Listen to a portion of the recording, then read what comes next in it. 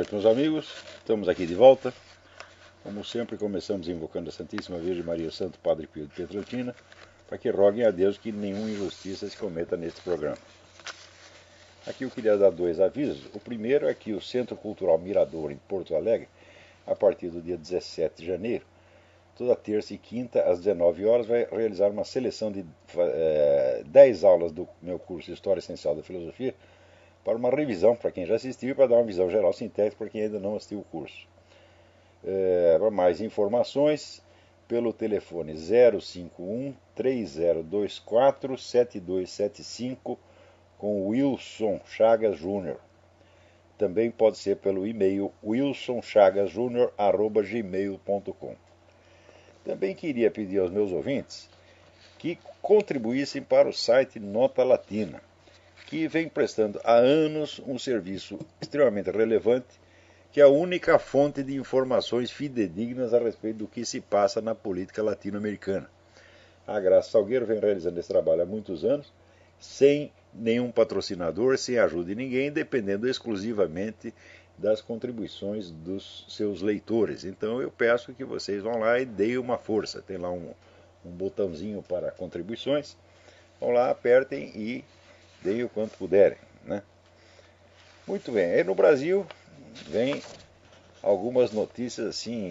Bom, o que se pode esperar do Brasil, se não estas coisas? Veja aqui, né? A 7ª Câmara Criminal do Tribunal de Justiça do Rio Grande do Sul confirmou a absolvição de um homem acusado de estuprar uma menina de 12 anos. Os desembargadores entenderam que não se poderia aplicar ao caso o chamado estupro de vulnerável, como disposto no Código Penal, uma vez que a menor não era mais virgem e que a relação sexual foi consensual e fruto da aliança afetiva.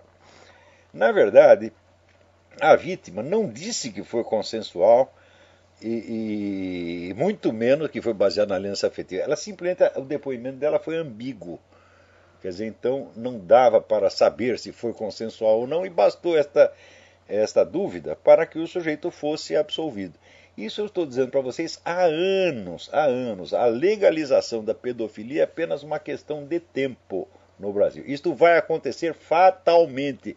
Presta atenção, quando eu digo para você que o negócio é fatal, é porque eu examinei, pensei, estudei, fiz as contas e vi que não tem jeito de ser de outra maneira.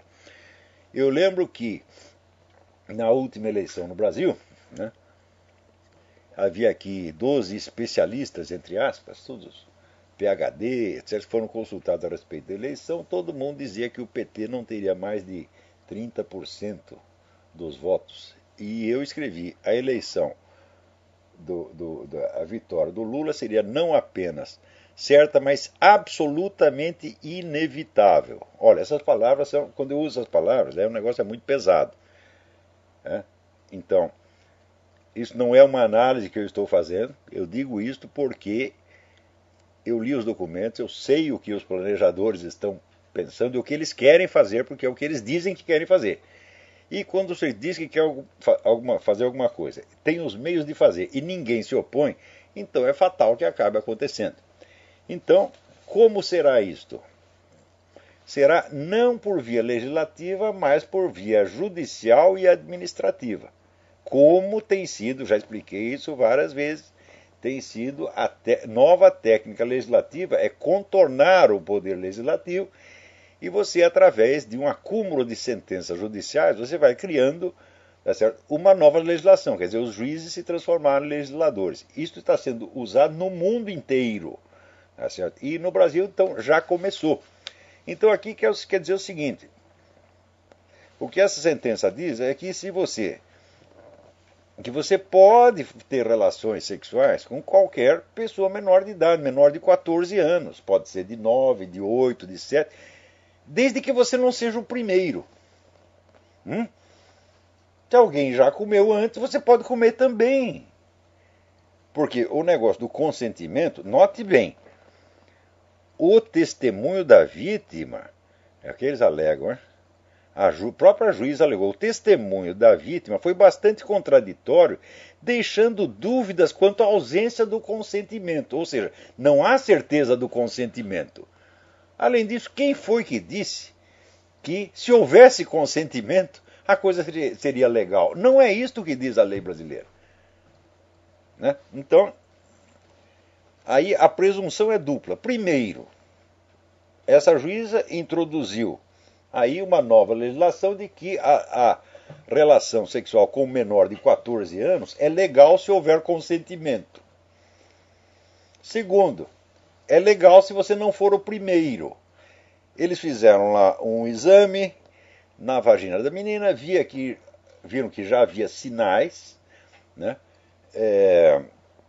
de ruptura anterior do ímen, então pronto, basta você não ser o primeiro, você pode comer quem você quiser, meu filho. Então isso vai sendo introduzido aos poucos. É claro, esses juízes deviam estar na cadeia. Né? O cara que assinou uma coisa dessa, quer dizer, burlando a lei, introduzindo o princípio do consentimento, que não existe legalmente, né? E introduzindo o princípio de que você pode, de que a pedofilia é legítima desde que o seu praticante não seja o primeiro, é claro que tem que estar na cadeia uma filha da puta dessa, tá entendendo? Isso é uma coisa que não se pode respeitar, não se pode discutir. Oh, excelência. Excelência o caralho, tu é uma filha da puta. Vou dar o nome. Luciane Inês Mortglass. Você burlou a lei. Você está indo contra a letra da lei, meu Deus do céu. Você está inventando uma nova lei, você está legislando e não tem autoridade para isso. Você tem que ser tirada desse seu cargo a pontapé. Vagabunda. Essa sua sentença é um crime. Ela por si mesma é um crime. Você está facilitando, você está promovendo a pedofilia. É isso que você está fazendo. Olha, e note bem, promovê-la é ainda pior do que praticá-la. Porque o sujeito só pode praticar um de cada vez. Entendeu?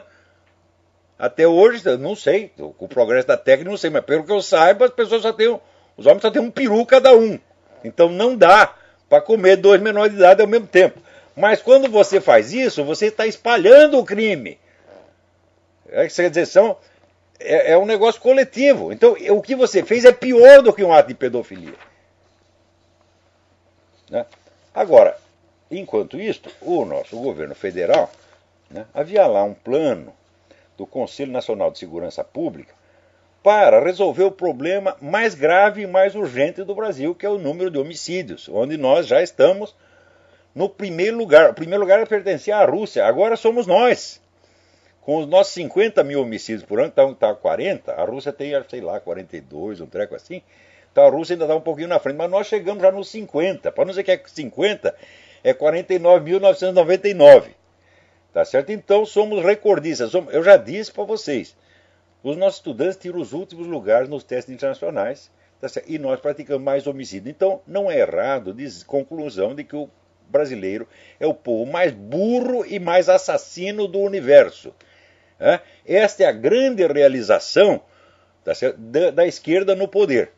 Desde que chegaram no poder, desde o tempo do Fernando Henrique, foram facilitando a coisa para criminosos, dificultando a repressão ao crime, tá certo? E criminalizando condutas que em si mesmo não tem nada de criminoso, e facilitando a coisa para os verdadeiros criminosos. Isso é uma política sistemática que deriva de uma espécie de tradição da cultura esquerdista no Brasil. Você vê, quando que eu publiquei aquele artigo Bandidos e Letrados? Foi em 94. Né? Há muito tempo. Então ali já expliquei, fazia uma revisão de obras da literatura, cinema, teatro brasileiro, mostrando que o favorecimento ao crime era geral e universal, é uma instituição brasileira. E, já como dizia Hugo von Hofmannsthal, nada está na política de um país que primeiro não esteja na sua literatura. Você quer saber o que vai acontecer na política? Então você tem que começar por ver as obras de ficção, romance, teatro, poesia, etc, etc, porque isso que vai trabalhar a imaginação das pessoas. E o que está na imaginação se transformará em ação mais cedo ou mais tarde.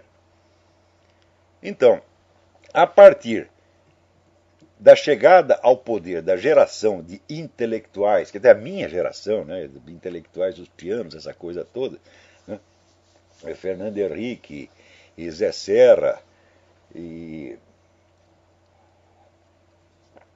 toda esta gente que brilhava na USP nos anos 60. Então, aquilo que já estava condensado numa tradição de 30 anos, pelo menos, da nossa literatura de imaginação, começou a se transformar em projetos de ação. E esses projetos, hoje, estão mostrando os seus efeitos à plena luz do dia. E está aí o efeito, 50 mil homicídios por ano. Agora, vocês vão dizer que vocês não quiseram isso? É claro que quiseram, meu Deus do céu. Não veio me enganar. Ô, Fernando Henrique, quando você quer a liberalização da maconha, você quer que todo mundo use maconha. Não vem me enganar, dizer, não, eu sou a favor da liberalização, mas eu não quero que ninguém use. Ah, que brincadeira é esta, pô? Você sabe a quem você está ajudando? Você está ajudando as Farc, que hoje tem um monopólio, né, do comércio de droga no continente, e que é quem vai continuar, vamos dizer, dominando o mercado, no caso da liberalização, sendo então premiado por todos os crimes que cometeu ao longo dos últimos 30 anos. E você sabe disso, e é isso que você quer. Não vem dizer que você quer a causa, mas não quer o efeito. Então essa é a mesma coisa. Não, eu quis dar um tiro no cara, mas não era para acertar, não era para matar ele, tá entendendo? O que é isso, porra? Então, havia lá um projeto para reduzir a criminalidade, elaborado pelo Conselho Nacional de Segurança Pública, e o governo Dilma simplesmente engavetou o projeto, alegando que diminuir o número de assassinatos é atribuição dos estados e não da federação. Ela não tem responsabilidade nenhuma por isso. Quer dizer, é como se, vamos dizer, todas estas leis, medidas judiciais, tudo que tem facilitado a coisa para os criminosos, não fosse de origem federal. Inclusive o ECA, o Estatuto da Criança e do Adolescente. Né? E a tal da lei da palmada. Tudo isso é federal, meu filho. E a gente sabe que com a lei da palmada, você vê, o Estatuto da Criança e do Adolescente já estabeleceu que não há punições para menores de idade. Que tem aqueles garotos, por exemplo, que tocaram fogo no cabelo da professora, etc. Não tem punição para eles. Então, você não tem punição legal, você não tem a punição administrativa, porque nenhuma escola vai querer contrariar o governo federal, então não pode punir. E agora também não pode punir em casa. A mãe não pode dar uma palmada no filho da puta. Hein? Então, se isso não é favorecimento do crime, diga o que é, porra? Agora, sempre vem com esses pretextos lindos, maravilhosos, para defender os direitos e não sei o quê. Ora, a defesa de um direito, isso é uma coisa muito óbvia, muito óbvia. Qualquer lei que você faça, tá certo? Ela impõe uma obrigação a alguém. A defesa do direito é uma consequência secundária e hipotética.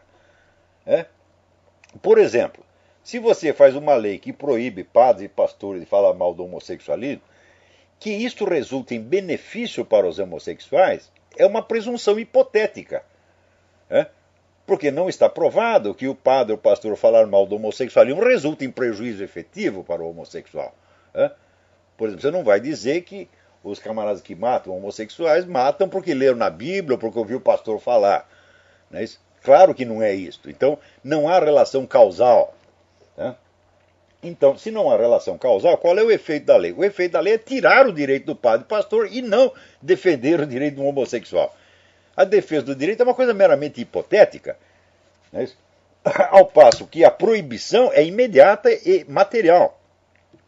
Então, aqui engavetaram este projeto e você vê com o que estão preocupados. Né?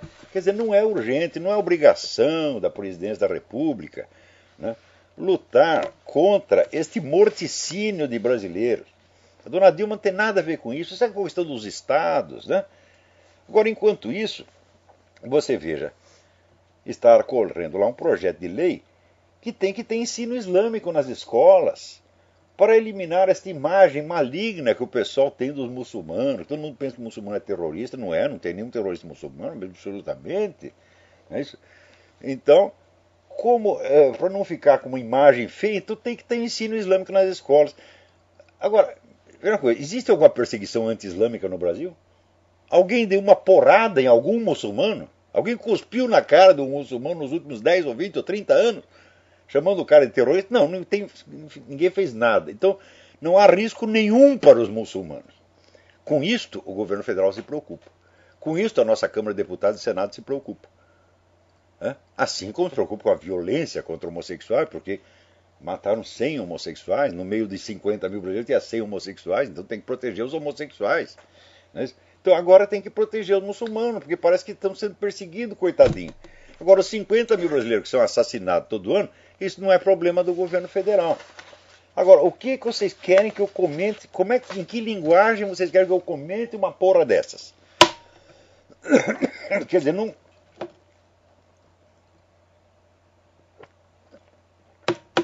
não veio me pedir para falar respeitosamente de uma coisa, de uma situação como essa. Né?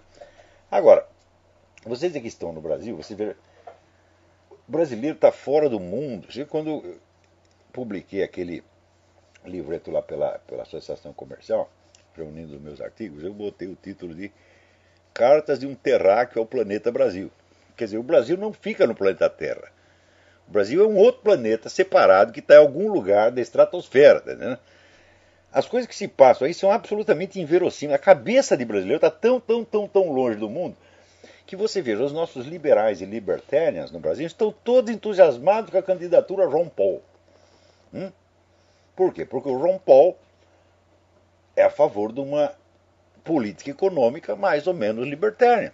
Diminuição de imposto, favorecimento da indústria privada, iniciativa privada, etc, etc. E isso para eles é tudo. Quer dizer, eles fazem como se a economia fosse um universo em si, tá certo? Separado, né, da política, separado do jogo de poder internacional. Não tem mais, só tem aquele ponto de doutrina. Se você concorda com a sua doutrina num ponto, pronto, isso é tudo que você quer. Então esse modo de pensamento doutrinário, bacharelesco, isso é característico do Brasil. E sabe por que é assim? Outro dia me informaram, né, que o Brasil tem mais cursos de direito do que todos os outros países somados. Hã? Você é capaz de imaginar o que é isto? É realmente o país dos bacharéis.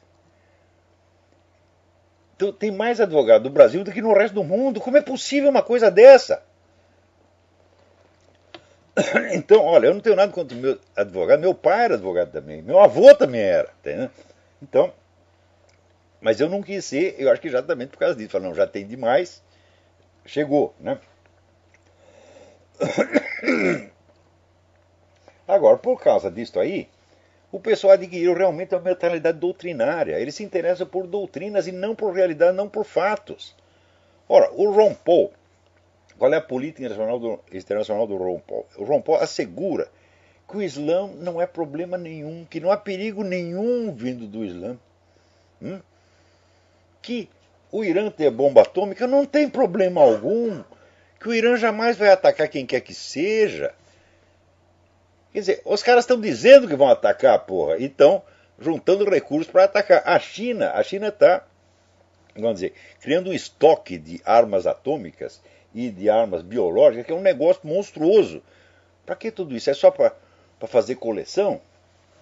Né? Quer dizer, o número de pronunciamentos de altos oficiais da China, do Irã, etc, etc, e até da Rússia, dizendo que uma guerra contra os Estados Unidos é inevitável. Quer dizer, essa é uma documentação tão grande, tão vasta, que duvidar disso, das duas uma. Ou você é louco, ou você foi pago para isso. E eu acredito que o João Paulo foi pago. Por quê? Porque nós vemos que a TV estatal russa promove a candidatura a Ron Paul. Então, Ron Paul trabalha para o interesse da Rússia e da China. Isso é o resultado objetivo da política que ele propõe. Né? Agora, você imaginar que os Estados Unidos existem numa redoma, né, que estão fora do mundo, né, e que o que se passa na Rússia e na China então, não afeta aqui em nada, é uma coisa assim é um pressuposto tão indefensável que o indivíduo, no seu juízo perfeito, não pode declarar uma coisa dessa, a não ser que ele saiba que está mentindo, o que eu acho que é o caso. Eu acho que o Ron Paul conscientemente favorece os outros poderes. Agora, para os liberais e libertários, sobretudo brasileiros, só o que interessa é aquele negócio da política econômica. Então, foi esta ideia, foram esses camaradas com esta ideia na cabeça que diziam 20 anos atrás que se liberasse a economia chinesa, liberaria o regime. Já liberou a economia, nesses 20 anos a China ganhou um dinheiro maluco, né? Os investidores ocidentais encheram os caras de dinheiro, transformaram, vamos dizer, um país falido numa potência, tá certo? E a ditadura continua lá, cada vez mais belicosa e cada vez mais repressora. Agora, esses caras não aprendem com a experiência, porque o liberalismo, a economia liberal, para eles é um fetiche. É uma espécie de religião. Eles só veem isso. Então, como é que se pode discutir seriamente com uma pessoa assim? Eu acho que quem pensa assim é uma pessoa intelectualmente lesada, né, que se apega a palavras, a fórmulas. Fórmulas por trás dos quais elas não são capazes de assinalar um fato, uma realidade concreta, para perder o senso da realidade há muito tempo, e se apega àquelas palavras. Agora, eles são perdoáveis até certo ponto, por quê? Porque nada do que se passa nos Estados Unidos é noticiado no Brasil. Nada. Só é noticiado a coisa oficial. Quer dizer, de fato virou a mídia chapa branca, mas é incrível, a mídia brasileira é chapa branca do governo americano. Não é do governo brasileiro. Do governo brasileiro até eles falam um pouquinho de mal. Hã? Mas do que se passa aqui nos Estados Unidos, eles não dizem absolutamente nada, nada, nada, nada. Vocês viram, saiu aí em algum jornal a notícia deste National Defense Authorization Act? Não saiu nada. Que é uma lei que permite às Forças Armadas Americanas prenderem e manter preso por tempo indefinido qualquer cidadão americano sem processo, sem queixa, sem nada e secretamente. Hã? Quer dizer, o negócio eles fazem tanto barulho por causa dos desaparecidos. Aqui nos Estados Unidos toda hora sai notícia sobre os desaparecidos do tempo da ditadura militar, na Argentina, no Chile, no Brasil. Agora pronto, está aqui. É a indústria dos desaparecidos. E é um negócio legal, você pode desaparecer com o sujeito para sempre e não tem que dar explicação. Agora, o Obama é tão cínico, é o seguinte, foi a turma dele que propôs isso aí, foi Leão Panetta, essa gente toda, né? Na hora que ele vai assinar, ele diz, não, eu assino com reservas. Mas o que quer dizer com reservas? Hã? Se você assinou, está assinado, virou lei, porra, não tem reservas. Se você tem reservas, você tem o direito de não assinar, você tem o direito de vetar o projeto. No todo ou parcialmente. Você não vetou nada. Assino com reservas. Hã? Mas o que é isso, porra? Isso é um negócio de um cinismo. Ou seja, acabou o habeas corpus e está instituída oficialmente a ditadura nos Estados Unidos. Agora, o pessoal vê isso e acredita que esse negócio foi feito para parar o terrorismo islâmico aqui dentro. Eu digo, mas escuta, mas terrorismo islâmico, a maior parte são caras estrangeiros. Não são cidadãos americanos. Outra coisa, se fosse coisa contra o terrorismo islâmico, não estaria acontecendo a seguinte coisa. Veja, existe uma organização que se chama Muslims of America. Essa organização tem dentro do território americano 35 campos de treinamento de terroristas. E o governo americano se recusa a dar a essa organização o rótulo de terrorista e a fazer qualquer coisa contra ela. Então, ora, para agir contra essa organização não precisaria esta lei, quer dizer, a lei anterior já dava todos os recursos para o governo invadir essa coisa, fechar esses 35 campos, prender todo mundo e acusá-los de terrorismo, formalmente, seja em tribunais militares, seja em tribunais civis. Nunca fizeram nada e se recusam a fazer. Porque isso pode ofender, pode magoar os muçulmanos, eles podem ficar, né, dizer que nós somos racistas, né, dizer que isso aí é perseguição religiosa. Mas que religião? Os caras não estão treinando religião lá, estão treinando terrorismo. Né? Então, tem um documentário chamado Homegrown Jihad, quer dizer, o jihad criado dentro de casa. Vocês procurem isso aí, se puderem, comprem esse documentário, vejam, e vocês vão ver que não é uma coisa de uma suspeita. Os caras foram lá filmar os campos, filmaram a atividade dentro do campo. Além do que, tem programa de televisão o líder do negócio convocando os caras para ir lá treinar, porra. Fazendo um recrutamento, assim, abertamente. Né? Agora, então, se não é para agir contra esses caras, então para que a nova lei? É muito simples. O governo americano está definindo como terrorista quem quer que tenha comida estocada para mais de uma semana. Ora, nós sabemos que há aí milhões de pessoas, tá certo? Sobretudo nas igrejas protestantes, que estão esperando o fim do mundo para daqui a pouco, e que estão falando, há 10 anos estão falando que ia acontecer um desastre em 2012, e está todo mundo estocando comida. são cidadãos americanos comuns, que não tem nada a ver com nenhuma atividade bélica e querem simplesmente proteger sua família. Você tem, vamos dizer, a indústria da comida preparada para durar mais tempo, você tem a indústria dos abrigos subterrâneos, uma série você tem todo um ramo próspero, né, de segurança para situações de emergência. Então são milhões e milhões e milhões de americanos que estão com comida estocada. Para o governo americano, todos esses são terroristas. Agora, os caras que estão treinando lá nos 35 campos do Muslim of America não são terroristas, não se pode chamá-los de terroristas. Então, quer dizer, o pessoal está usando a situação de terror criada pela agressão dos radicais islâmicos, está sendo usada para perseguir as vítimas. Para perseguir os americanos que são vítimas do terror islâmico. Quer dizer, o governo Obama está virando a coisa de uma tal maneira que é para instituir uma ditadura de esquerda favorável à Revolução Islâmica Mundial, porque o governo americano está ajudando a fraternidade islâmica para tudo quanto é lugar. Então, em suma, os muçulmanos estão no poder. O radicalismo islâmico está no poder nos Estados Unidos através de Barack Obama, porra. Isso é a coisa mais óbvia do mundo. Agora, nenhuma palavra disto sai na mídia, aqui na mídia também não sai, mas aqui o pessoal fica sabendo, porque você tem rádios, tem mídia alternativas, tem internet, então todo mundo está sabendo de tudo. E a credibilidade da grande mídia aqui já foi para as cocuas faz muito tempo. Né? Agora, enquanto isso, teve um sujeito aqui que faz um blog, Bare Naked Islam, o Islã nu e cru, né? Falando mal do muçulmano. O blog dele foi fechado pelas autoridades, porque está falando mal dos muçulmanos.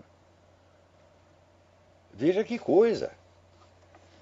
Então, se lembra que a carreira do Barack Obama foi toda financiada por um príncipe saudita, né?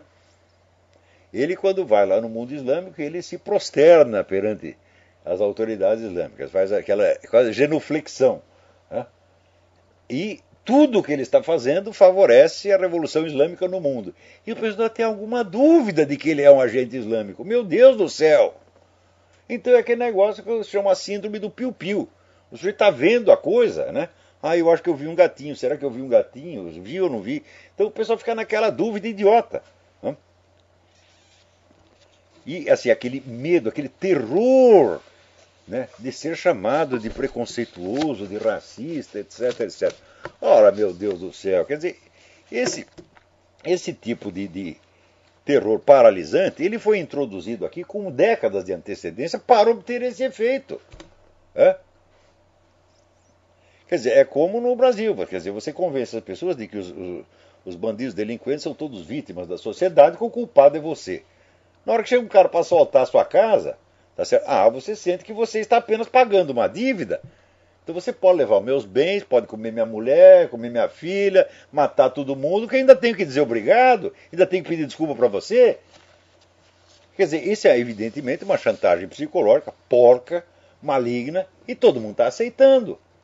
Quem está aceitando? A Igreja Católica aceita, as igrejas protestantes aceitam, os conservadores aceitam, os liberais libertários aceitam. Então, se todo mundo aceita, vocês não tem mais nada o que reclamar, porra. Hã?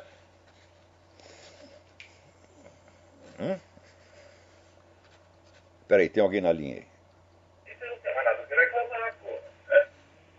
Alô, quem é? Oi, professor Olavo? Eu? Aqui quem fala é Giliades Daniel, de Limeira, interior de São Paulo. Tudo bem? Tudo bem, professor. Professor, uma pergunta, na verdade é mais uma afirmação.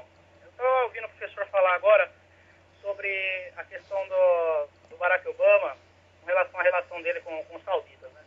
Essa semana, há 6 dias atrás, houve uma notícia no jornal aqui sobre o seguinte: os Estados Unidos estão enviando 84 caças F-15 de tecnologia de ponta, né, fabricados pelos próprios Estados Unidos, para a Arábia Saudita. Olha que maravilha. Olha que beleza. O que o senhor acha dessa questão? Mas é tudo feito para favorecer o avanço islâmico no mundo. O Barack Obama é o pai da Revolução Islâmica, meu Deus. É o pai, padrinho, pai, mãe, padrinho, tudo. Tio. Né? É o Papai Noel dessa gente, porra. Então, eu acho que não pode haver mais dúvida quanto a isso.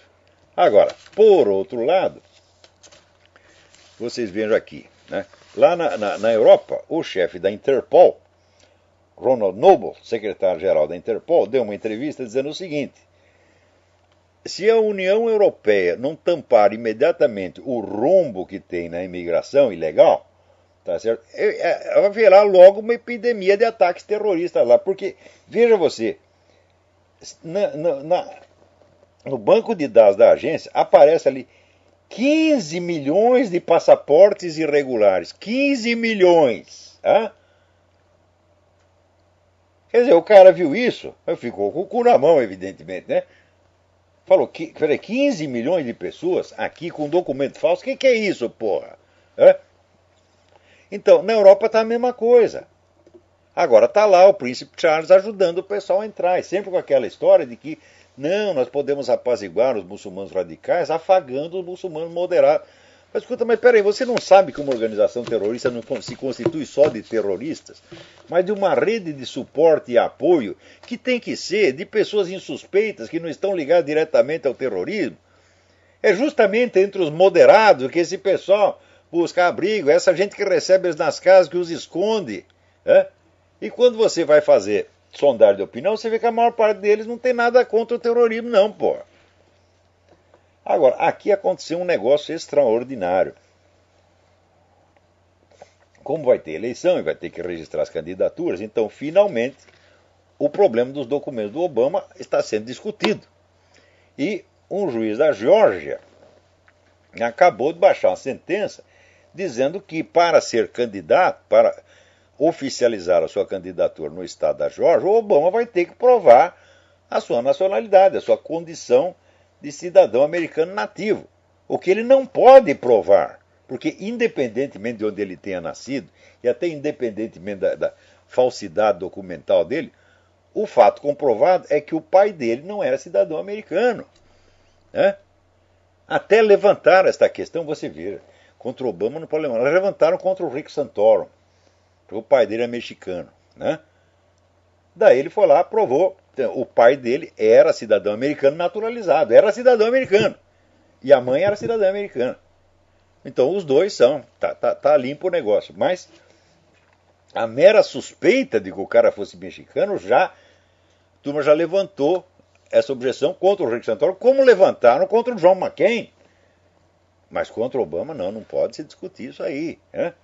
Então, quer dizer, independentemente de tudo mais, o fato é o seguinte: o Obama não é cidadão nativo, ele nunca poderia ser presidente da República. Porque já existe precedentes, existe sentença da Suprema Corte determinando isso aí. Quer dizer, não é só uma questão de interpretação constitucional. Em 1874, já foi vetado candidato à presidência por não ser cidadão nativo. Então você já tem o precedente. Pior ainda, né,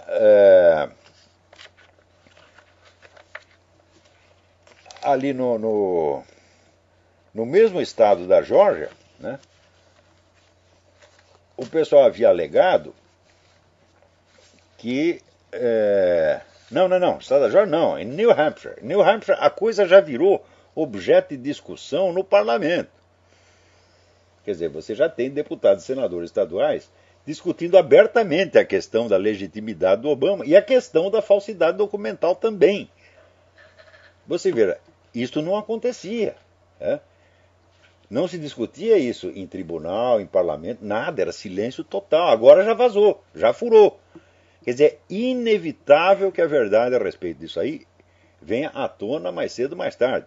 Não tem mais como parar. Agora, acontece que a comissão eleitoral de New Hampshire, né,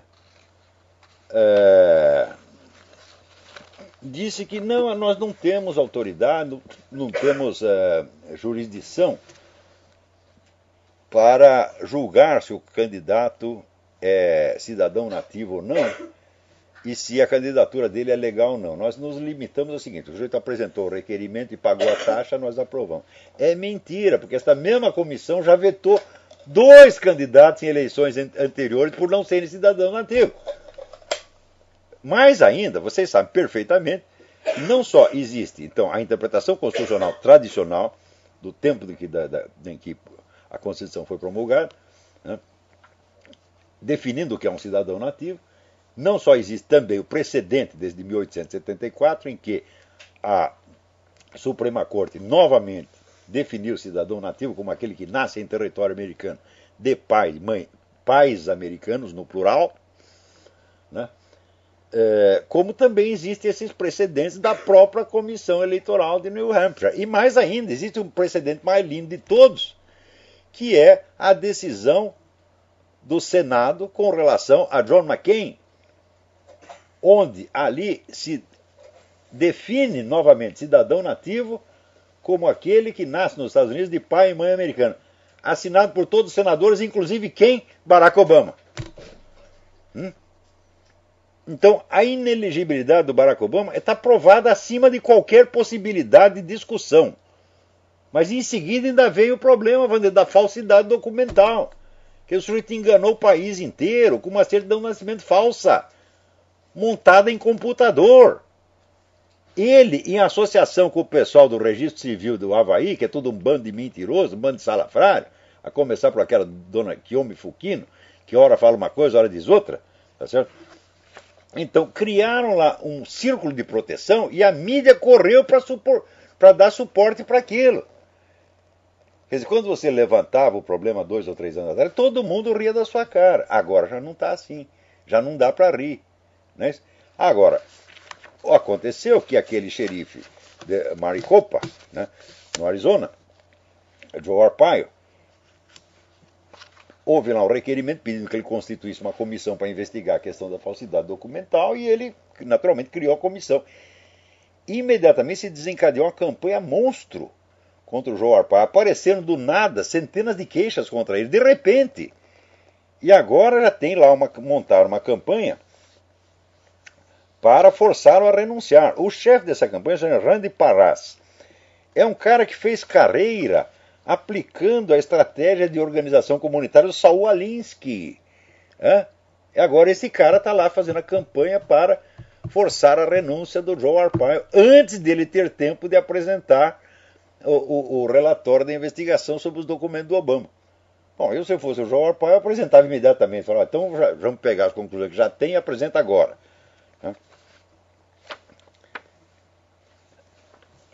Então, peraí, tem mais alguém aí na linha? Alô, quem é? Alô? Sim, quem é? Alô, professor. Aqui é o Francinei, de Natal, Rio Grande do Norte. Sabe que eu estou falando aqui de Oklahoma, vim aqui para visitar a família da namorada. Estava aqui escutando o programa do senhor. Eu queria, aproveitando aí, ouvir o senhor falando aí sobre o número de assassinatos aí no Brasil que acontece, cerca de 50 mil, né? Acontece que eu trabalho como policial militar lá em Natal, e aí é impressionante como a legislação penal vai ficando cada ano mais leniente com os criminosos, né? É impressionante. E é impressionante que o trabalho da polícia, a cada dia vai ficando mais difícil. Eu não diria nem difícil, porque a cada dia mais impossível. Impossível, né? Exatamente, é impossível, é. Impossível, não tem o que se fazer. E aí, o importante aí também é que acontece que você também estuda de direito, você conversa com os juristas, né, os professores, tudo, até juízes criminais também, e muitos deles concordam com essa coisa toda. Mas eles querem isso, eu estou dizendo, mas olha, é que o pessoal não está informado, mas desde os anos 50, 60, você circula na esquerda a teoria de que a criminalidade é um forte elemento revolucionário e de que deve ser incentivada. Isso aí está nas obras de Herbert Marcuse, meu Deus do céu. O cara diz isto. E essa putada toda que está no governo hoje foram todos formados nesta mentalidade. Você tem que incentivar a criminalidade, a putaria, as drogas, etc, etc. Porque no tempo de Karl Marx dizia que a força revolucionária é o proletariado. Aos poucos eles foram mudando e falaram, não, a força revolucionária são os bandidos, as putas, os drogados. Então, isso é uma política deliberada de criar uma situação revolucionária. Agora, se o pessoal não entender que está sendo vítima de um plano, tá certo? E achar apenas que são casos isolados ou que foram erros, você nunca vão poder combater essa coisa. Combater, como eu disse, a legislação, eu diria que ela proíbe você combater, ela impossibilita o trabalho da polícia. Eu sei, mas eu pessoalmente, eu fui testemunha num caso, vamos dizer, de um policial militar que no Brasil num tiroteio matou um traficante, e daí a quadrilha jurou o cara de morte, e o governo não oferecia a menor proteção pro cara. O cara fugiu pra cá. Pois é. E isso é comum. Isso, inclusive, amedronta, né? O trabalho da polícia, até porque o pessoal é mal pago e tudo mais, então você vai lá arriscar a sua vida e, quer dizer, não tem nenhum suporte governamental, né? É a política de criminalização da polícia, tá certo? E de legalização do crime. Legalização não só do crime ostensivo, mas de toda e qualquer conduta antissocial. Veja o que estão fazendo com as crianças, estão incentivando as crianças a virar bandido mesmo, tá entendendo? Agora, quem não percebe que isso é uma política deliberada e criminosa, e continua tratando os autores, as pessoas que empreendem isso, o público continua tratando como se fossem governantes, pessoas respeitáveis, não pode fazer isso.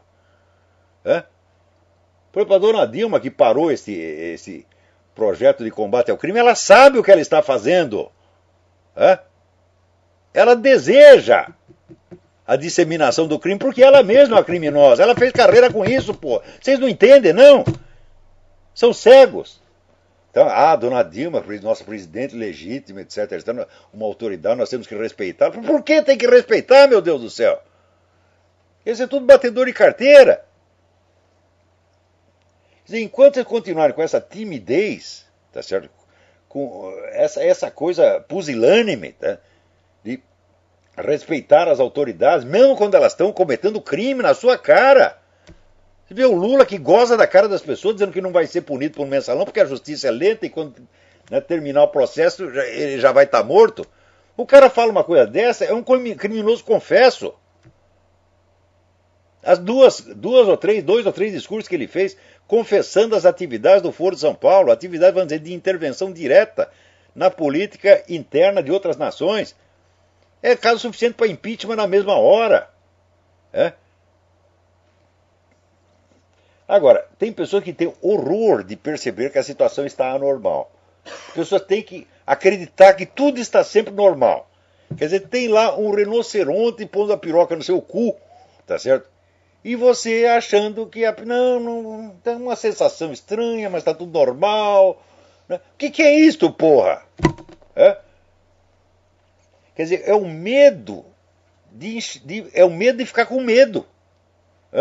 O medo de ver que a situação é temível. Quer dizer, uma espécie de covardia elevada ao quadrado. Peraí, tem mais alguém na linha ali. Alô, quem é? Professor? Sim. É Marcelo de Campina Grande. Sim, tudo bem?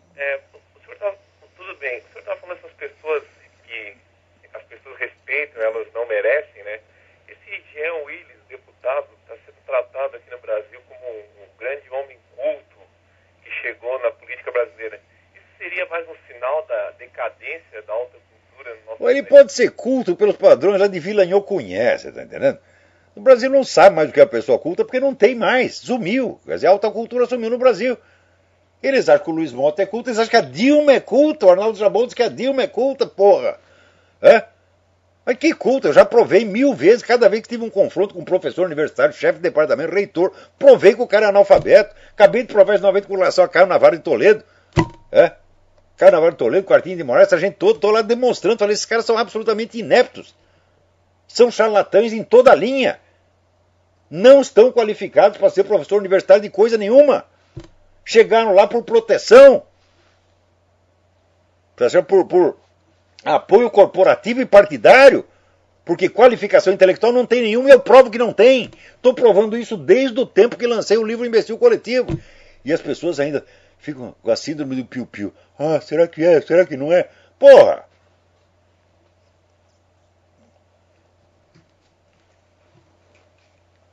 Peraí, tem mais alguém na linha. Alô? É Ramey quem fala. Como é? Ramey. Ramey, tudo bem? na realidade eu enxergo muitas coisas aqui no Brasil e queria usar um pouco do seu tempo para a gente poder discutir seriamente sobre isso. O que acontece no Brasil, na realidade, é que existe uma estrutura pesadíssima por trás de cada ação dessa, né? Claro, claro. Imagina só que a gente fala sempre, a gente vê na mídia aberta que a indústria da violência. Quem são os donos dessas empresas de segurança particular? Delegados, políticos, pessoas do Poder Judiciário, que são donos das empresas de segurança. Precisam da violência explícita para que as pessoas tenham medo, para que as pessoas contratem um serviço privado de segurança. Isso é nítido e claro para quem quiser fazer uma pesquisa profunda. Eu queria que você abrisse esse espaço para que a gente pudesse começar a falar sério sobre isso. Cada vítima dessa representa faturamento a mais para essas empresas de segurança privada. Pois é, criou, vamos dizer, a indústria da desgraça, né? É isso aí, a indústria. E os caras estão ganhando cada vez mais dinheiro. Quanto pior o país está, mais eles ganham dinheiro, É isso aí. Então, pegar a criança lá do Tapinha, você precisa acabar com a criança lá no início para que ela se torne marginal.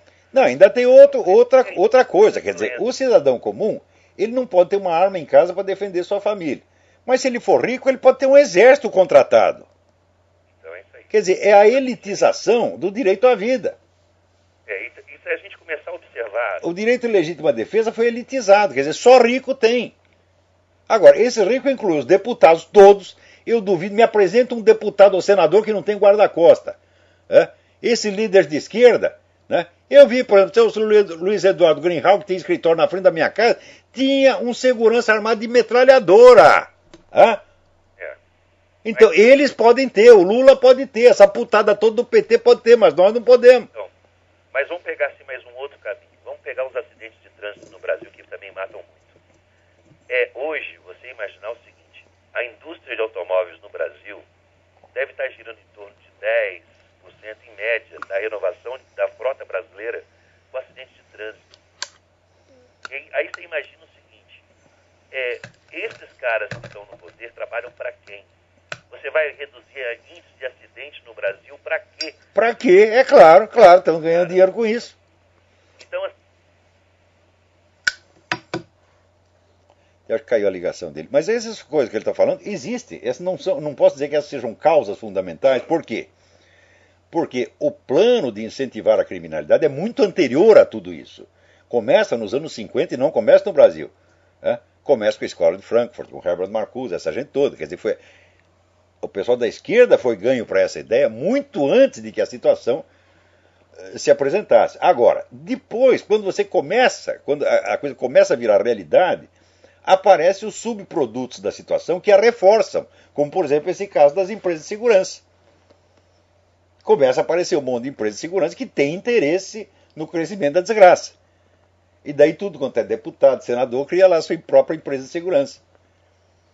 Então, vamos dizer, é uma situação, é uma anormalidade criada em cima de outra normalidade e assim aí a coisa não para mais. Agora, esse pessoal de Forças Armadas está vendo tudo isto. Eles sabem de tudo isso, mas eles só pensam na sua aposentadoria. É só isso que eles querem. É o que eu disse, é o que virou no Brasil o lema nacional. Meu cu acima de tudo. Então significa o seguinte. Santo Agostinho dizia que o amor ao próximo é a base da sociedade humana. Agora, se cada um só pensa em si, só pensa, não, tem que preservar o meu cu e o resto que se foda, pronto, acabou a sociedade, pô. E acabou a sociedade, você cria uma situação de anarquia onde quem vai ganhar? Os industriais da anarquia, os caras que são, vamos dizer, o movimento revolucionário, que vive disto. Você vê, o movimento revolucionário nunca conseguiu criar uma sociedade próspera. Você olha os países socialistas, estão todos na miséria. Então, eles não conseguem criar uma economia que funcione, mas eles conseguem destruir as economias, e eles vivem disso, pô. Quanto mais anarquia, quanto mais destruição, mais poderosos eles se tornam. Quer dizer, vai fazer pelo menos 200 anos que o pessoal vive disso, e tem gente que ainda não percebeu a constante. Fala, ora, a inteligência humana foi feita para isso, para você perceber, né, distinguir o essencial do acessório, você perceber as constantes, né?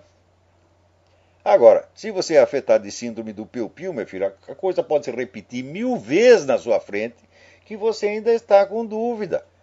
Quer dizer, a sua máquina mental, né, está proibida de tirar conclusão. Não pode tirar conclusão de porra nenhuma, você tem que ser eternamente inconclusivo. Então, agora, enquanto isso, os seus adversários, seus inimigos já tiraram a conclusão há muito tempo, e a conclusão, meu filho, vai ser no seu cu. Sempre. Então, peraí, tem mais alguém na linha. Alô? Alô? Sim, quem é? Professor Olavo, aqui é o Hans, eu estou ligando de Londres. Sim, tudo bem? Então, tudo bem. Eu gostaria de perguntar aí, continuando aí o que você está falando e o que você tinha falado mais cedo sobre o National Defense Authorization Act aí nos Estados Unidos, que foi assinado pelo Obama alguns dias atrás. O único republicano que assinou contra essa legislação, infelizmente, foi o Ron Paul. Só que a realidade é que o Ron Paul faz parte de um grupo econômico, de uma escola econômica, que foi fundada pelos Rockefellers. Foi fundada pelo Instituto Rockefeller. Claro, claro. De qualquer jeito que você olha a coisa, ele pode parecer como aquele libertário que defende os direitos civis de todo mundo, o verdadeiro patriota, só que, na verdade, ele só está servindo os interesses exteriores da Rússia Exato, mas é o que eu estou dizendo. E dos Rockefellers. Exatamente. Agora, qual é o grande sonho, vamos dizer, dos Rockefellers e dos Ford? É a fusão. Sempre foi a fusão de União Soviética e Estados Unidos. E eles vão fazer isso, meu Deus do céu. Agora, vai precisar ver dentro dessa fusão quem vai mandar. O Putin acha que são eles. Né? Eles podem fazer o que quiser. Você vê, agora a Rússia, por exemplo, criminalizou o homossexualismo definitivamente. Lá não tem propaganda. Proibiram a propaganda homossexual. Alguém vai falar contra? Hã? Vai ficar todo mundo quietinho. Então, é o seguinte, esse pessoal só faz oposição às coisas dentro dos Estados Unidos, dentro da democracia. As ditaduras podem fazer o que quiser. Ainda aparece um monte de cara, assim, às vezes, pessoa de formação muito religiosa e tal, que acha o seguinte, que não, os Estados Unidos têm que sofrer para se purificar, etc. Fala, o Putin também acha que vocês têm que sofrer para se purificar. Vocês vão ficar tudo purificado no outro mundo. Entendeu? Então, com esta mentalidade, você tem que se ferrar mesmo. Então, bom, outro dia eu vou explicar mais sobre isso, que aqui tem muita gente que acha que os Estados Unidos é Israel bíblico, né? E que Deus é que manda os flagelos. Tudo que acontece de ruim aqui vem de Deus. Eu acho que coisa maluca, eu acho que o mal vem do diabo, porra, por definição. Né? Eu acho que Deus não quer ferrar com ninguém, em princípio, né? Ele tinha lá um diálogo muito específico com os judeus, mas quem disse que agora você virou Israel? Isso é uma maluquice, né? Então, o judeu tem lá o acordo dele com Deus e você não tem nada a ver com isso. Né? Agora, vê se está escrito lá em algum lugar da Bíblia que os Estados Unidos são Israel. Não está escrito coisa nenhuma, eles que inventaram esse negócio. Então eles interpretam tudo furado, tudo que é ruim aqui. Não foram os inimigos que fizeram, foi Deus. Então até no fim do ano a gente estava lá na casa de uma amiga nossa e ela rezou para que os Estados Unidos escapem da crise econômica. Tem outro que levantou, um intelectual levantou, que venha a crise econômica para purificar as almas, etc.